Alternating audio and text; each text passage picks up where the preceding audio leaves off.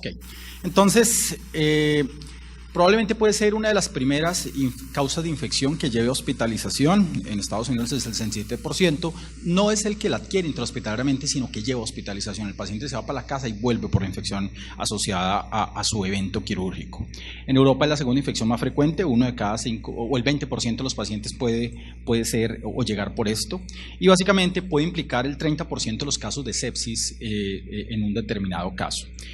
Hay algunos estudios de OMS, de Benet Algranci, que señalan que puede ser básicamente una prevalencia de 11% en países de recursos bajos o medianos y que puede presentarse en el 5% de algunos otros países. Aquí yo quiero mostrar algo especialmente en cirugía cardíaca, que es en lo que más trabajo, en donde nosotros sabemos que la tasa de readmisión por infección de sitio operatorio en cirugía cardíaca puede variar entre el 8.3 y el 21%, siendo la causa más frecuente de admisión después de que a uno lo operan del corazón, representando en esto el 87%. La readmisión por infección puede ser hasta el 16% y las tasas de mediastinitis se presentan en este caso. Entonces, con este problema tan frecuente, tan grave, porque adicionalmente viene la mortalidad y dependiendo del tipo de infección, del tipo de cirugía, esto es más importante. Lógicamente, en las más complicadas vamos a tener más problemas. Se han desarrollado múltiples estrategias de guías de práctica clínica y la que pues todos valoramos, conocemos, manejamos fue esta desde el 99. Y como tal es una guía que nos ayudó mucho, pero en donde uno quisiera que tuviéramos más desenlaces o más eventos asociados para poder dar finalmente conclusiones.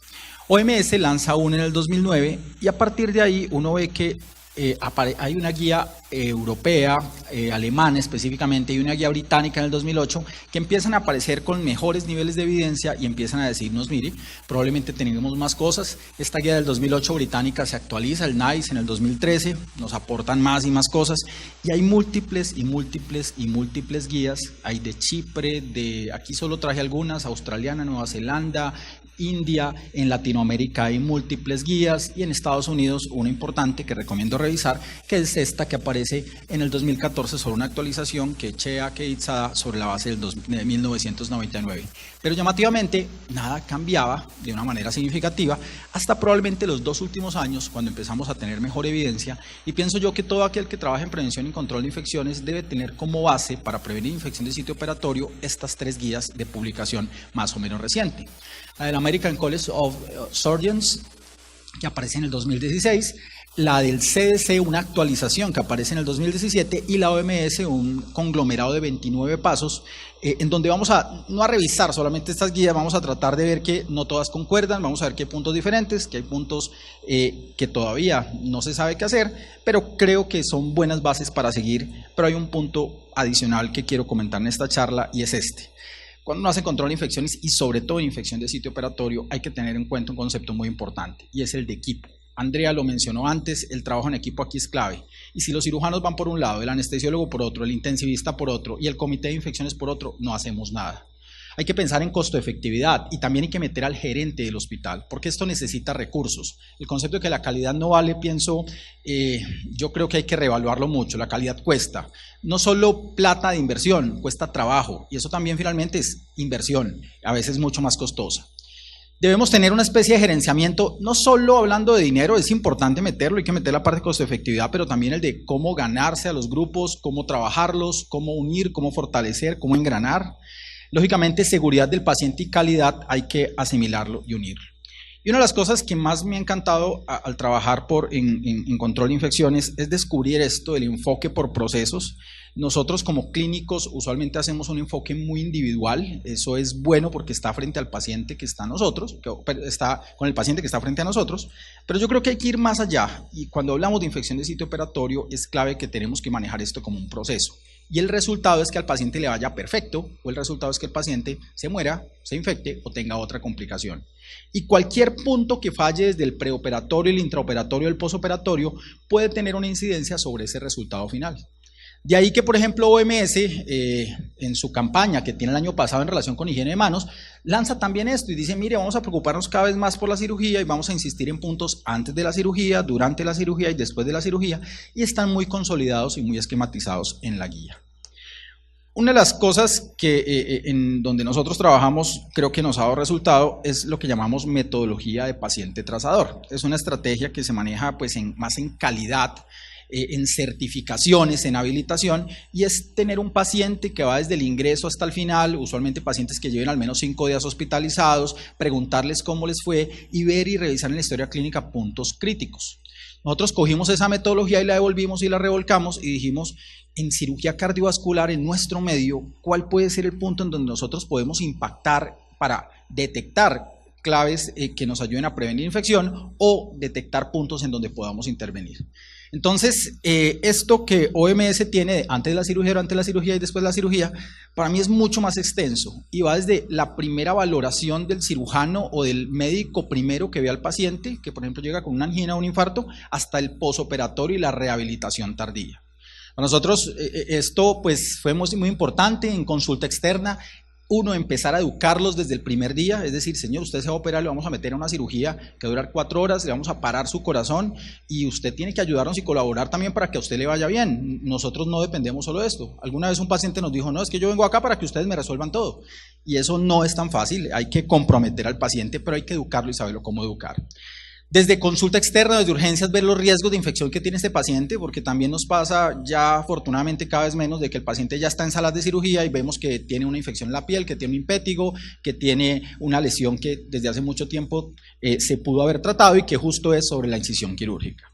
Y un punto que empieza a parecer notable, sobre todo en cirugía vascular y cardiovascular, es el impacto de hemoglobina glicosilada sobre los desenlaces. Ojo, esto no se aplica a todos los tipos de cirugía y no hay evidencia en todos los tipos de cirugía. En la mayoría de las cirugías, excepto cirugía cardiovascular y vascular, lo que se sabe es que lo más importante es el control pre-cirugía o el control perioperatorio, que el paciente llegue a cirugía con una glicemia controlada en menos de 200 y que el siguiente día posoperatorio tengamos una glicemia en menos de 200. Pero en cirugía cardiovascular sí hay estudios que señalan que si la hemoglobina glicosilada está más de 8.4 en ese paciente que llega, tenemos un riesgo hasta del 50% de que desarrolle una mediastinitis y de ese 50% que desarrolla mediastinitis, 50% se muere. Y las estadísticas, créanme, son exactas y perfectas, eso es lo que pasa. Muchos grupos han dicho, este paciente que llega, reevaluémoslo, miremoslo, no hay mucha evidencia, pero al menos lo que hay nos señala eso y creo que en este paciente hay que trabajarlo desde ese punto de vista. Igual si llega por urgencias. Cuando llega a nosotros un paciente con infarto, con angina, pues hemos descubierto algo que se llama el efecto Clopidogrel. Todas las guías de práctica clínica de infarto agudo de miocardio sin elevación del ST dice que todo paciente debe recibir Clopidogrel porque disminuye con un NNT de 24 la posibilidad de muerte. Pues bien, ¿cuál es el problema si le damos Clopidogrel a un paciente? Que hay que esperar 5 días a que se pase el efecto de Clopidogrel. Entonces, si el paciente llegó con un infarto y tengo que operarlo, me toca esperar 5 días porque si no el riesgo de sangrado es masivo y notable. Entonces, hemos entrenado, trabajamos en conjunto con los cardiólogos, con los hemodinamistas. Si es un paciente diabético que llega con su segundo o tercer episodio de angina, si es un paciente que no se está cuidando, que llega con hemoglobina glicosilada descontrolada, lo más probable es que ese paciente tenga enfermedad multivaso y lo más probable es que en hemodinamia no se vaya a afectar el vaso culpable y lo que tengamos que hacer es pasarlo rápidamente a cirugía. En esos pacientes, nuestros médicos ya saben, no le vamos a dar Clopidogrel desde el primer momento, así lo diga la guía. Lo que hacemos es que le hacen el cateterismo y una vez ya se ha pasado y se ha definido, si el paciente tiene multivaso, va para cirugía y no le damos Clopidogrel. Si tiene un solo vaso, le ponemos en hemodinamia el bolo de Clopidogrel. Esa es una cosa que parece muy boba, pero eso nos ayuda a evitarnos 5 días de hospitalización prequirúrgica, probablemente mayores tiempos de colonización y mayores impactos relacionados. Hacemos exámenes, hemos sacado el citoquímico de orina y el urocultivo de esto. Es muy importante evaluar la falla renal, la presencia de connotaciones hematológicas, si el paciente está inmunosuprimido o no.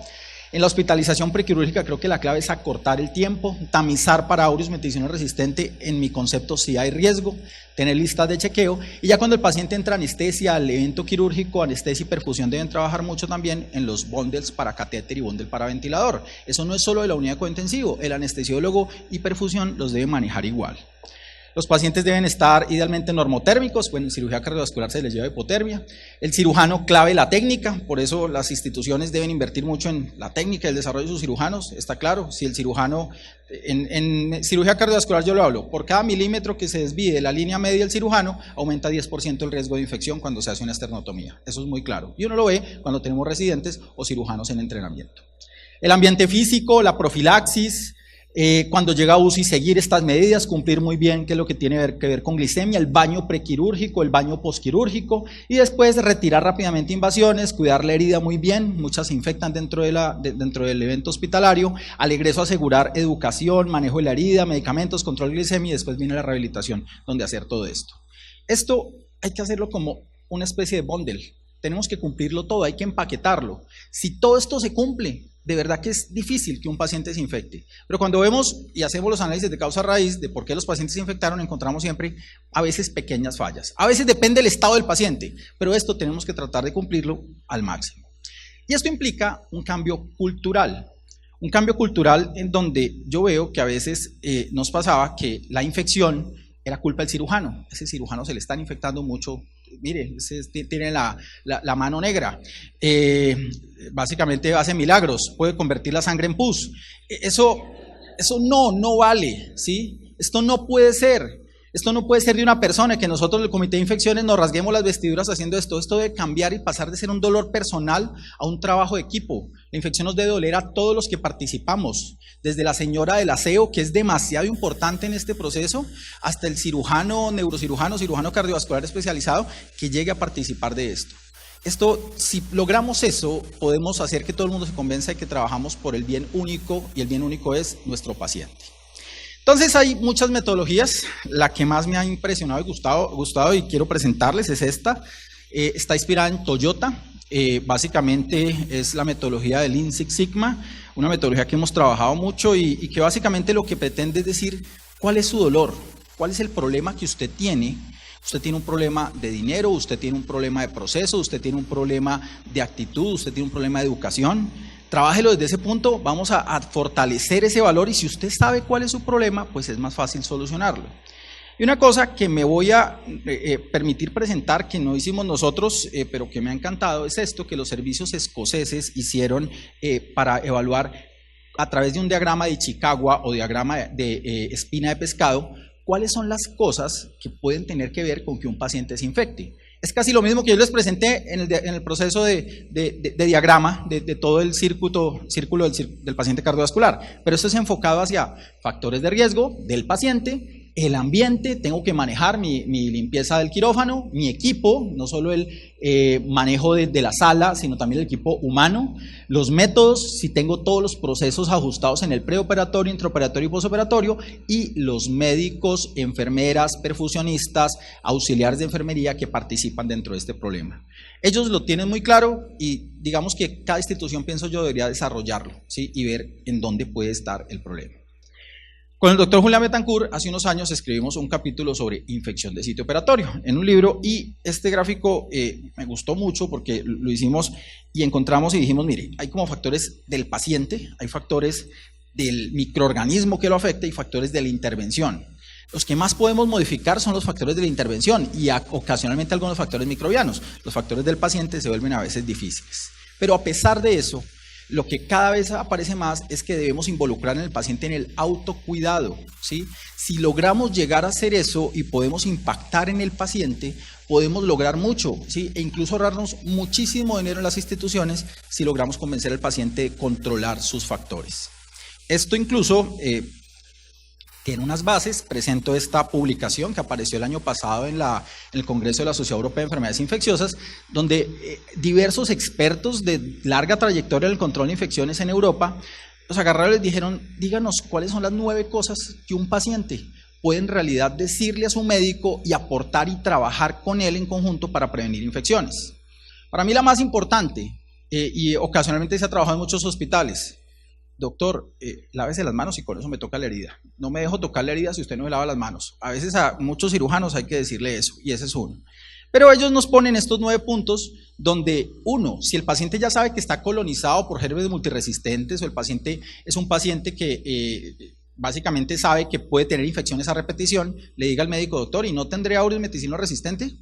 ¿Eso le suena loco? Pues no, ya todos los pacientes que se van a operar leen internet y esto aparece y se da, y si usted lee cualquier publicación de Estados Unidos, MRSA, MARSA, todo el mundo le tiene pavor y el paciente llega y dice, ¿no será que hay que tamizarme? Y a veces los cirujanos no saben qué decirle a los pacientes. Pues bien, el paciente se hace partícipe de esa decisión. No pasa en todo, lógicamente, pero hay que buscarlo y hay que hacer y convencer al paciente de eso. Dejar de fumar está establecido, esos son los puntos que más impacta, ¿sí? Se ha visto que aumenta 5.7 el riesgo de infección en cualquier cirugía sobre el sitio operatorio, la presencia de fumar. ¿Y qué se ha visto? Que si básicamente dejamos un washout, un periodo de lavado de 4 semanas sin dejar de fumar, ese riesgo de infección disminuye, no a los niveles basales de un no fumador, pero sí, digamos, a niveles más respetables y decentes. Entonces hay que decirle al paciente, si usted está fumando, deje de fumar. Si yo fuera cirujano y un paciente tuviera una cirugía electiva, no lo operaría si el paciente fumara, ¿sí? Creo que es claramente un punto de falta de compromiso del paciente y un riesgo para el paciente y para el cirujano. Hay que esperar mínimo 4 semanas. No se depile y no se rasure. A nosotros nos llaman a veces de cirugía o el primer día y el paciente por hacer más resulta que no lo educan bien y el paciente llega totalmente depilado y rasurado y siempre cortado, se rasuró con la máquina de afeitar que usa hace 15 días y llega lacerado y eso lógicamente nos aumenta el riesgo de infección. Tenemos desde el preoperatorio educar al paciente para que no se depile ni se rasure. El paciente cree que hace un bien, no, al contrario, es peor. Si se va a depilar o rasurar, tiene que ser mínimo 5 o 7 días antes del evento, ¿sí? Si quiere tener algún punto, como por ejemplo cortarse la barba u otros procesos. Lavar las manos, avisar si hay fiebre y enseñarle a hacer eso al paciente. Muchos pacientes porque han sufrido mucho con el sistema de salud y básicamente quieren que los operen porque han pasado mucho tiempo esperando la autorización, les da fiebre y ocultan eso, ¿sí? Hay que enseñarles la importancia de que eso no pase. Hay que enseñarle también a los visitantes que si el visitante tiene gripa, tiene un cuadro respiratorio viral, no vaya a visitarlo. Nos ha pasado mucho, hay que cancelar cirugías por eso. Báñese antes de la cirugía. Nosotros hemos tenido experiencias en donde le ponemos el jabón de clorhexidina al paciente para que se bañe, la enfermera se lo deja, el paciente entra al baño y dice, listo, ya me bañé, y la enfermera va y revisa y está intacto el jabón de clorhexidina, no lo ha usado. Hay gente que no le gusta bañarse, nos tocó hacer un instructivo de baño del paciente y que la enfermera revise que el paciente lo haga. Hay algunas maneras adicionales de verlo. Controlar diabetes, cuidados de la herida postoperatoria y portadores de MDR. Hay que incitar al paciente a que se manejen estos contextos para tratar de que tengamos un impacto real. Y esto, si lo hacemos desde la educación, podemos llegar a causar y ahorrarnos mucho dinero. Ahora bien, factores microbianos. Yo creo que más del 90% de las infecciones vienen de la propia flora del paciente. Eso está evaluado desde hace muchos años y se dice que ahí es donde actúa la profilaxis y que la profilaxis sobre todo ayuda a evitar las infecciones de sitio operatorio de la incisión, las profundas no necesariamente. Además de la profilaxis han surgido algunas medidas, como es bañar al paciente antes de la cirugía. Sin embargo, digamos que hay algo de controversia en esa evidencia, porque en realidad, yo les digo, en la institución donde yo trabajo bañamos a todos los pacientes el día antes y el día de la cirugía con clorhexidina, pero a uno ver las guías, la OMS, la Asociación Americana de Cirujanos y el CDC, en realidad dice, mire, sí hay que bañarlos, pero no necesariamente puede ser con clorhexidina. La evidencia no ha mostrado que eso en realidad sea más relevante que el paciente se lave con cualquier jabón. Se recomienda, en cuanto al uso de gasas impregnadas con clorhexidina, que pues no hay una suficiente evidencia para que sea para todos los pacientes, pero pues si usted tiene platica y quiere gastársela, pues gástesela porque pues podría hacerlo. El Colegio Americano de Cirujanos dice, mire, en realidad nosotros no bañamos con clorhexidina, a no ser que el paciente, por ejemplo, esté colonizado por aureus y eso haga parte de un Boldel, porque eso en realidad no ha demostrado disminuir las tasas. Y CDC sí dice que los pacientes deben bañarse con lo que sea, al menos la noche y el día antes de cirugía. Entonces, este es un documento que me pareció muy bonito. Han salido 2 hechos en Latinoamérica. Este es uno hecho por varios expertos de Latinoamérica, lo preside el doctor Carlos Álvarez, aparece en Infectio del 2017, y hay recomendaciones para la antisepsia de la piel antes de cirugía, y me parece que dan aplicaciones prácticas en cuanto a eso. 1. Sabemos que no ha habido evidencia contundente en realizar el baño, pero se dice, mire, una recomendación de expertos sobre todo, diga al cirujano que formule la prescripción, la noche antes de cirugía, idealmente la mañana de la cirugía. En nuestro medio tenemos aureus meticilino resistente, el grupo Germe nos dice que tenemos hasta el 33% de prevalencia de MRSA en los pacientes que llegan a urgencias. Entonces dicen, al menos estos expertos, que se justificaría el del medio el baño prequirúrgico, especialmente en cirugías limpias, donde no siempre tamizamos, porque podría tener mayor impacto. Eso sobre todo en cirugías de alto costo, como las cirugías cardiovasculares, incluso a veces neurocirugía. En caso de recomendar el baño prequirúrgico, este consenso opta por usar clorhexidina al 4% o paños impregnados con clorhexidina al 2%. Y en neurocirugía ellos, digamos, hacen algo que toda la vida consideramos, o mencionan algo que toda la vida consideramos contraindicado, y era usar clorhexidina en neurocirugía. Y es que hay champús que tienen clorhexidina. Lo importante es que eso no caiga en los ojos o en los oídos. Entonces, básicamente esto no tiene grado de evidencia, pero es otra recomendación que este panel hace, y tiene un cuadrito muy bonito en donde ellos sugieren cómo debe bañarse el paciente, lo que les mencionamos, una lista de chequeo para bañar el paciente antes de la cirugía para tratar de verlo. Ustedes van a ver que eso, muchos pacientes no se bañan y es un punto importante. El otro es decolonizar a los pacientes, y básicamente lo que vemos es que pues hay evidencia desde hace muchos años publicada en torno a eso, pero estos son los estudios que más me gusta, aparece en el New England en el 2010, y señalan que al evaluar la decolonización con mupirocina al 2% en fosas nasales y baño diario con clorhexidina 5 días alrededor del perioperatorio versus dar placebo, o sea, le untaban una crema que no era clorhexidina y el jabón usual, sí disminuyen, aquí se cortó un poquito, las tasas de infección en relación con la intervención primaria.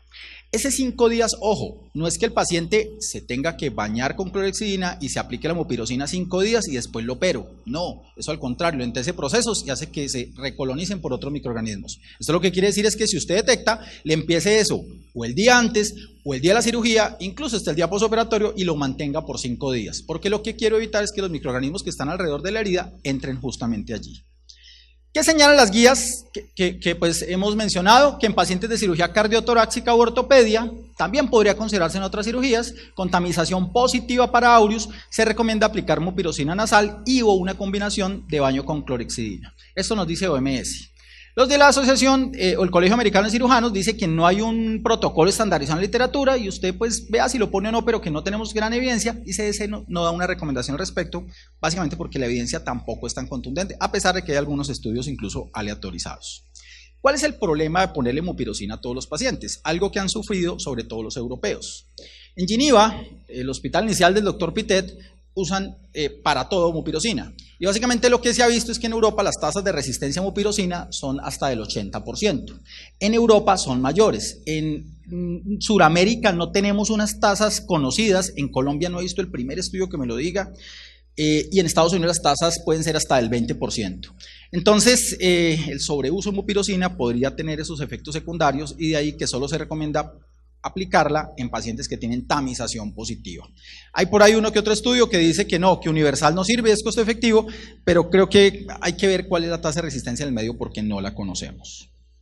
Otro punto en el uso de antibióticos, digamos tópicos prequirúrgicos, podría ser cirugía de colon y uso de antibióticos orales, en donde yo creo que sí hay una notable evidencia, en donde hay contundencia en la evidencia, en que en cirugía colorectal, si usamos antibióticos orales o si usamos la paroscopia, hay menor riesgo de infección, se convierten en factores protectores, y la mayoría de las guías señalan que, al menos OMS y Colegio Americano, de que debe haber preparación mecánica de colon más antibióticos. Pero ojo, preparación mecánica, ¿qué es? Poner laxantes. Usted no debe hacer preparación mecánica, sino de antibióticos. Esa es una recomendación que da la guía de la OMS. Básicamente porque hay unos estudios que señalan aumento de infección relacionada con esto.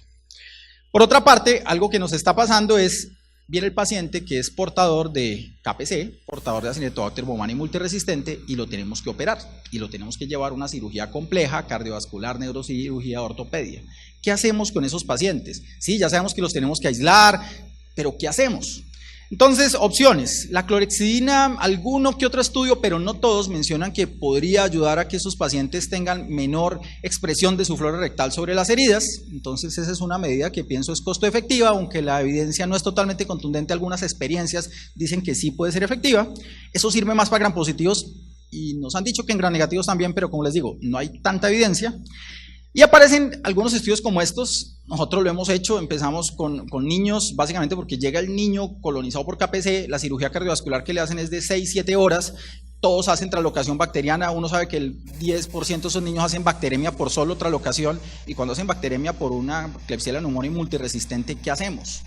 Entonces, primero los rumanos y después este grupo español, han hablado que en esos pacientes, incluyendo neutropénicos, incluyendo pacientes que tienen mucho riesgo, de colonizarlos con gentamicina oral, 1 miligramo por kilo cada 8 horas, un medicamento que no se absorbe.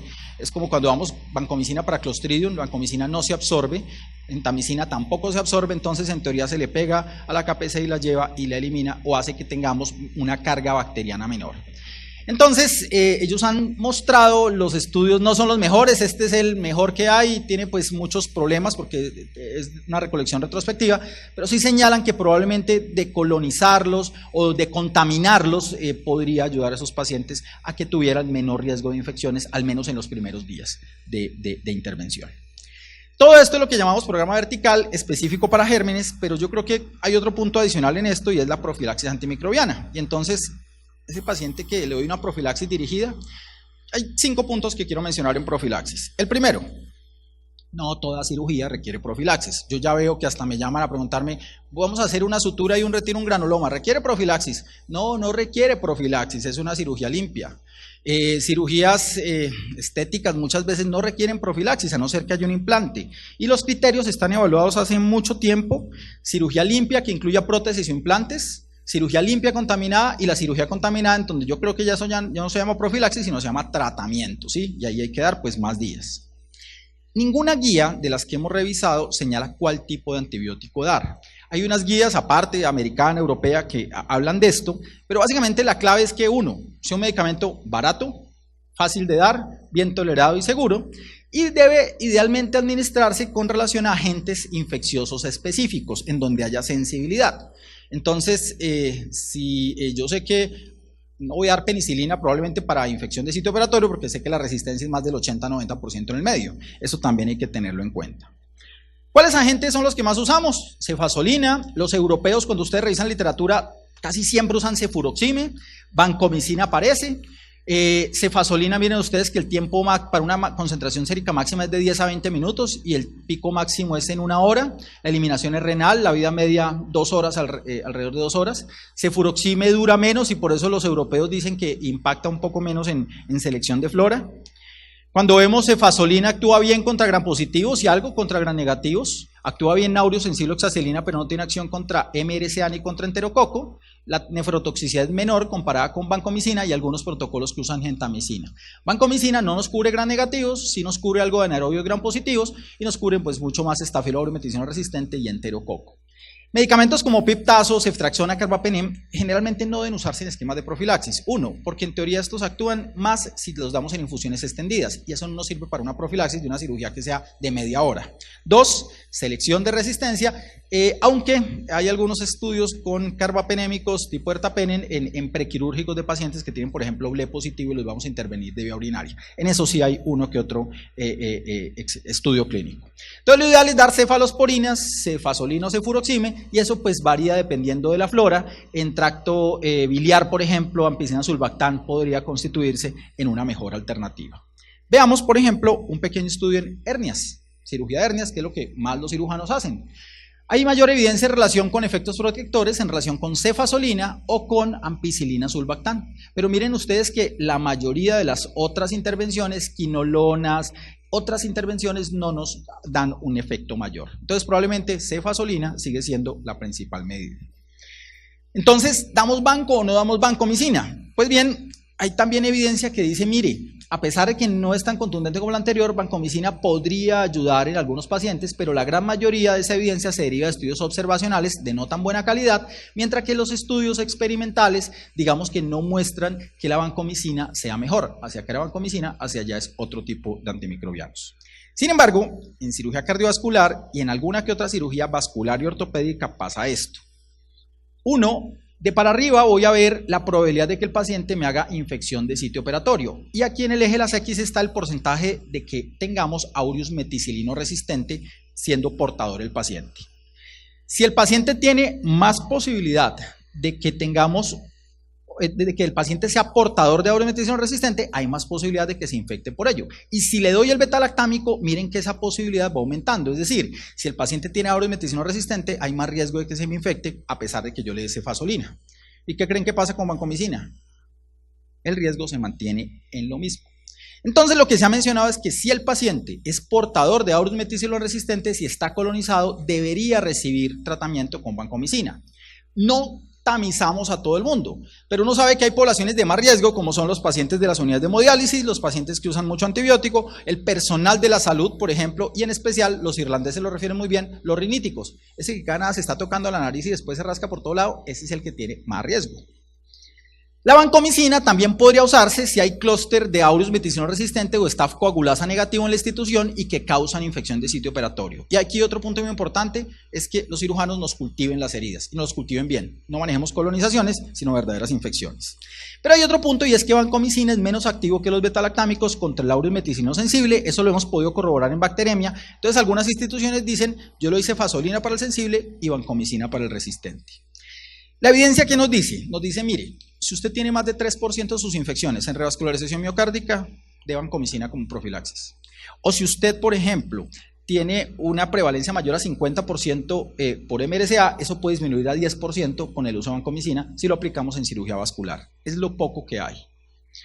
En otro tipo de modelos económicos, básicamente esto en artroplastia de cadera nos dicen es efectivo usar vancomicina y costo efectivo si, por ejemplo, la tasa de infección por aureus es más del 25%, esto en artroplastia de cadera.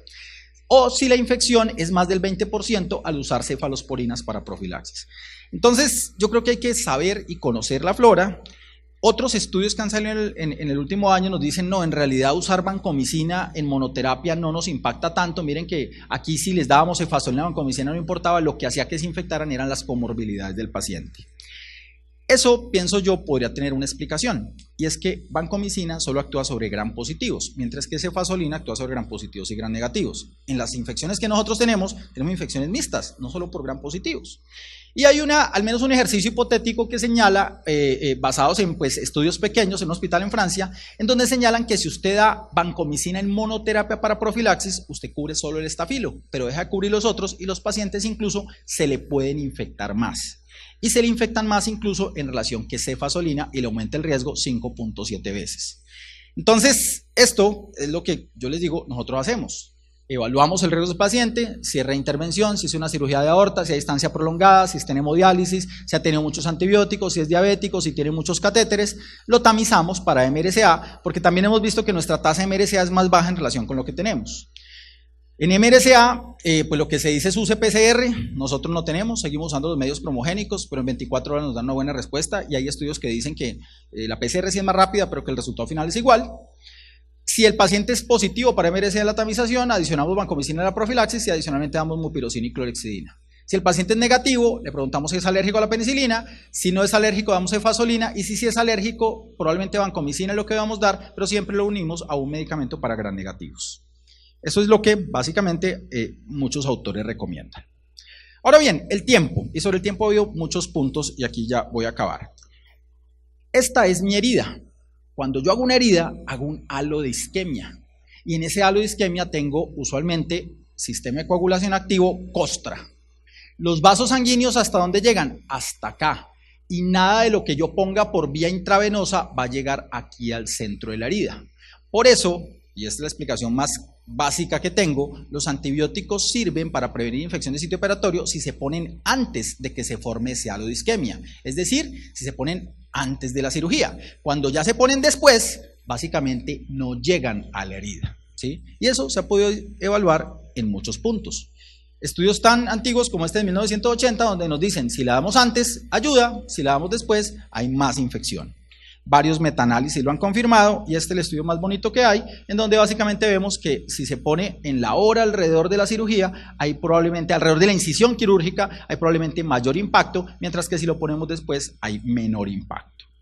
Entonces, ¿qué es lo que hacemos? Idealmente antibióticos de vida media corta, como cefazolina, los damos 15 a 60 minutos antes de la incisión, y antibióticos de vida media más larga los debemos dar más alejados probablemente de la incisión. Y diversos estudios, miren ustedes la cantidad de pacientes que se registran acá, nos dicen, sí, mire, tiene ese tiempo, pero ojo porque miren, 30 minutos, 60 minutos. Y yo he visto que en muchos contextos ha habido un desgaste masivo porque hay que verificar la hora exacta que se le pone y lo medimos como un factor importante para el desarrollo de infección. Pero yo veo que hay un intervalo de tiempo importante y los 60 minutos es como el punto que nos está diciendo, sí, la vida media probablemente, o el pico va a esa área a la hora de la cefazolina. Entonces, he visto que se desgastan mucho las instituciones, dicen que el anestesiólogo es quien la debe poner, que el auxiliar, que debemos cuantificar el tiempo.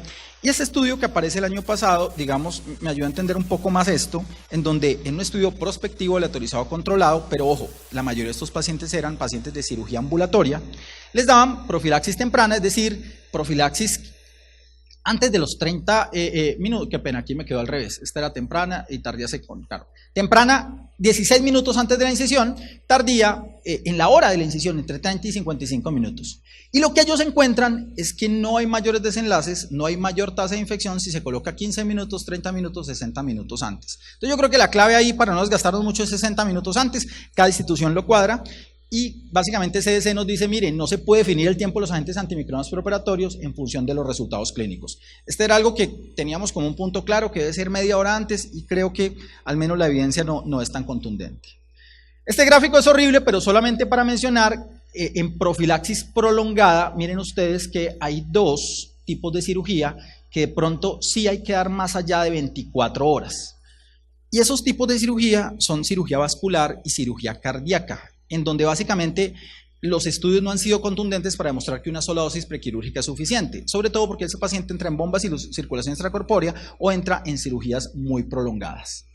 Entonces, digamos que eso es básicamente lo que se maneja, y en cirugía cardiovascular, miren ustedes, está ahí en la mitad, entre 24 y 48, a pesar de que algunos estudios dicen que menos de 24. El jefe Alberto Vargas, que trabaja con nosotros, hizo hace algunos años un trabajo en donde evaluó que 24 versus 48 horas las tasas no variaban. Entonces nos quedamos con 24 y la mayoría de evidencia en cirugía cardiovascular y vascular señala 24, en el resto de cirugías antes de la cirugía.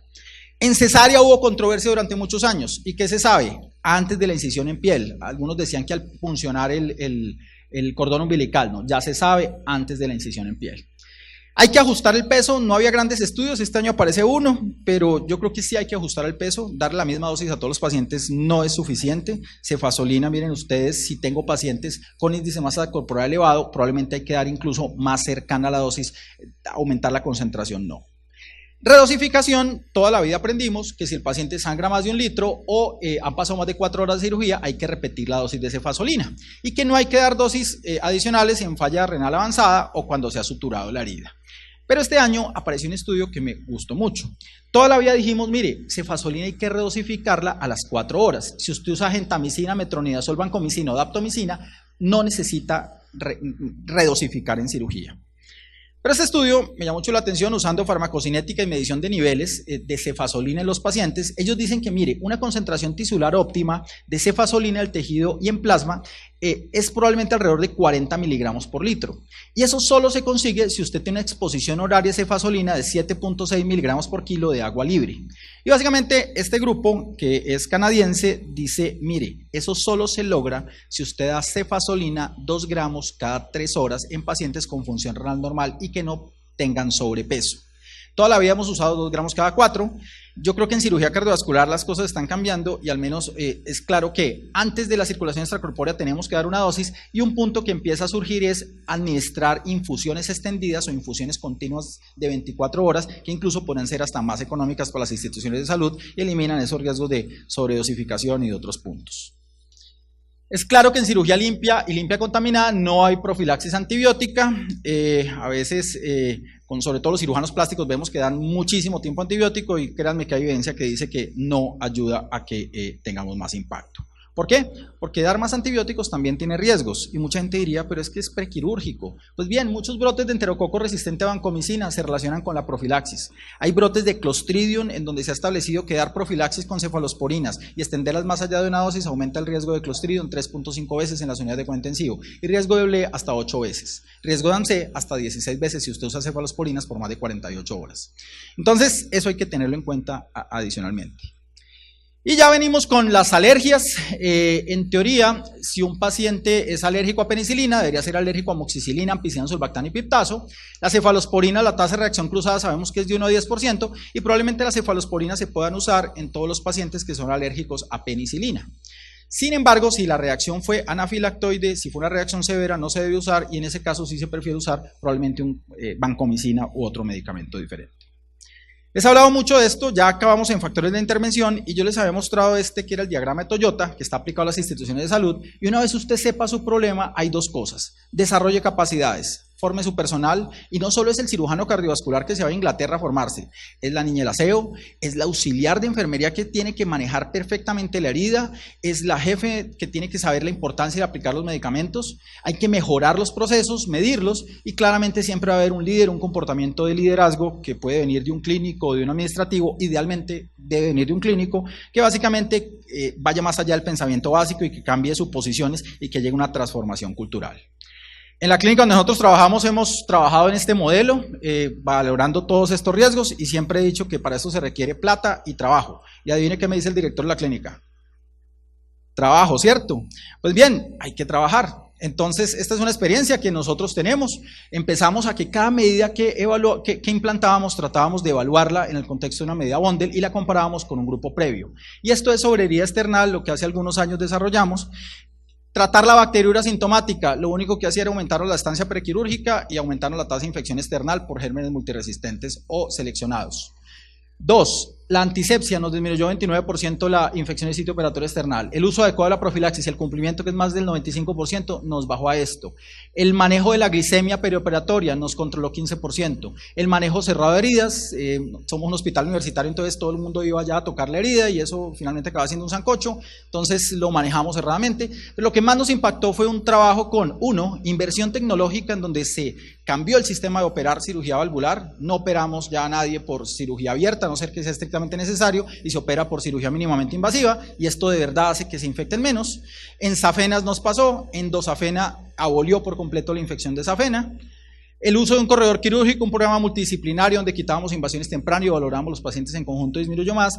Esto, la evidencia yo creo que surge de probablemente lo que viene esto impactando, y tuvimos otros puntos adicionales. Y lo que desde hace muchos años sabemos es que en prevención de sitio operatorio, más que una única medida, lo ideal es que tomemos varias y que hagamos esto, todos los pacientes, todos los procedimientos, todo el tiempo, para poder llegar a impactar realmente. Hay que hablar de plata también, porque es que nos podemos desgastar en eso. Medidas que han demostrado ser costo efectivas y en donde creo yo hay que invertir.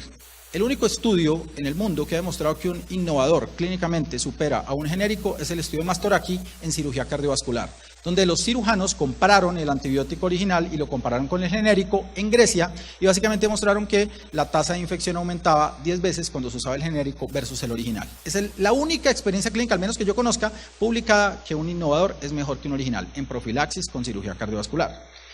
Tecnología, cirugía mínimamente invasiva, endosafena, son inversiones, pero eso acaba teniendo réditos.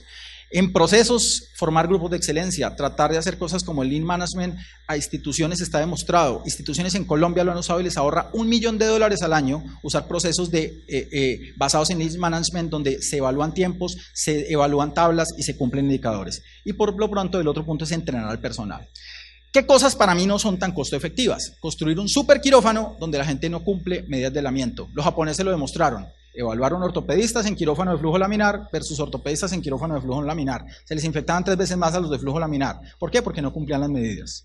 Las polainas, ya mucha evidencia señala que probablemente hay que mandarlas a recoger. Extender los antimicrobianos, tomar decisiones basadas en guías internacionales sin tener en cuenta daños propios. Y un punto que a mí me preocupa mucho y es la medición. Nosotros desde los comités de infecciones podemos saber cuántas cirugías se le infecta a cada cirujano, ¿sí? A cada anestesiólogo, a cada circulante, en cada sala. Pero no hacemos nada importante con esos datos, y a veces pasa que en los comités de infecciones se ponen los cirujanos y le dicen, mira, ustedes se le infectan más, pero ese no es el punto. Hay que saber qué hacer con esos datos, y lo que tenemos que saber hacer es mejorar los procesos. Si vemos que hay un tipo de cirugía en donde estamos fallando, debemos impactar más y ver qué hacemos justamente con ese sentido. Entonces, yo quiero agradecerles, espero no haberlos aburrido y espero que pasemos a un descanso, ¿cierto, doctor Cataño? Muy amables.